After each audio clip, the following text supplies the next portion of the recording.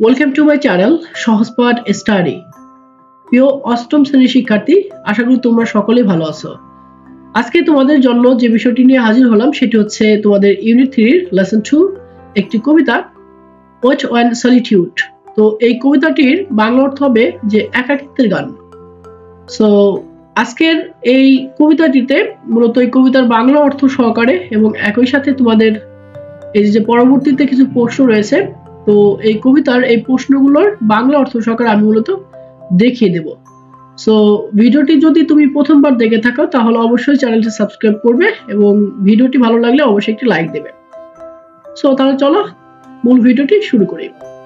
Wait and solitude, একাকিত্বের গান। তো তোমাদের সুবিধার্থে আমি ডান পাশে বাংলা অর্থ সহকারে দিয়ে রাখলাম এবং এইখানে তোমাদের পরিচিতির জন্য কিছু শব্দ হাইলাইটিং করে রেখেছি, যেগুলো তোমাদের অর্থ সহকারে জানলে সেটি তোমাদের এই কবিতা শেখার ক্ষেত্রে বেশি এফেক্টিভ হবে। তাহলে আমি শুরু করছি। Happy the man whose wish and care. বলা হচ্ছে সুখী সেই মানুষ যার ইচ্ছা এবং যত্ন রয়েছে। A few fraternal accords bound.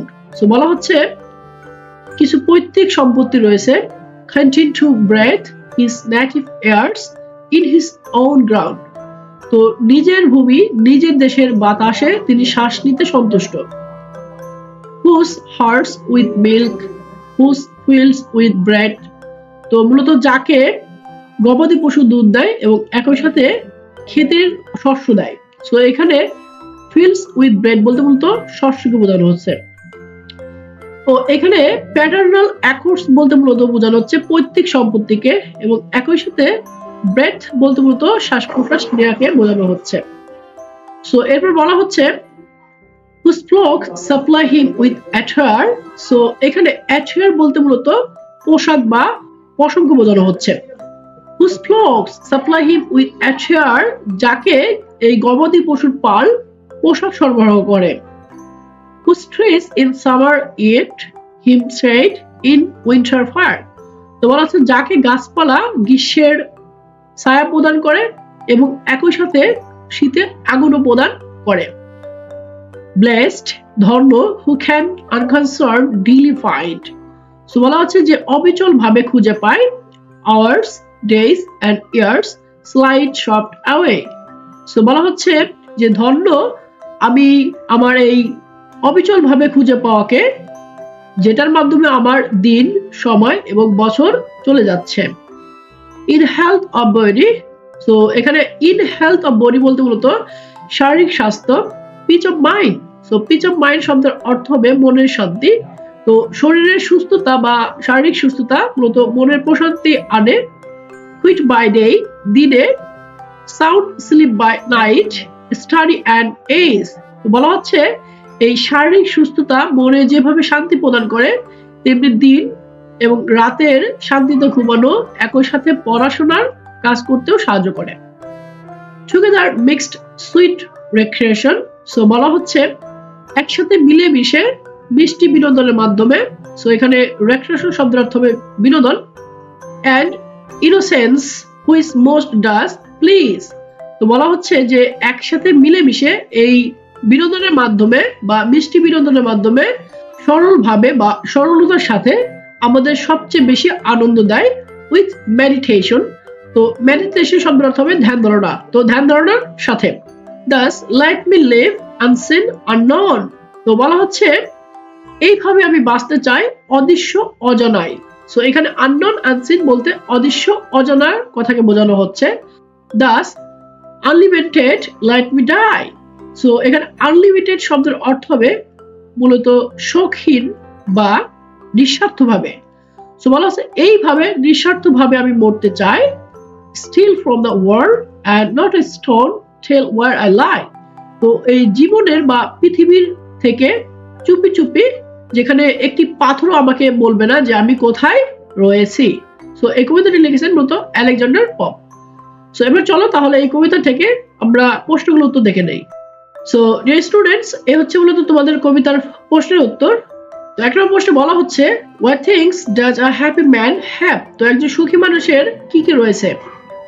উত্তর হবে a happy man has a few paternal acres herds of milk, fields with bread, flocks of attar, and trees that provide shade.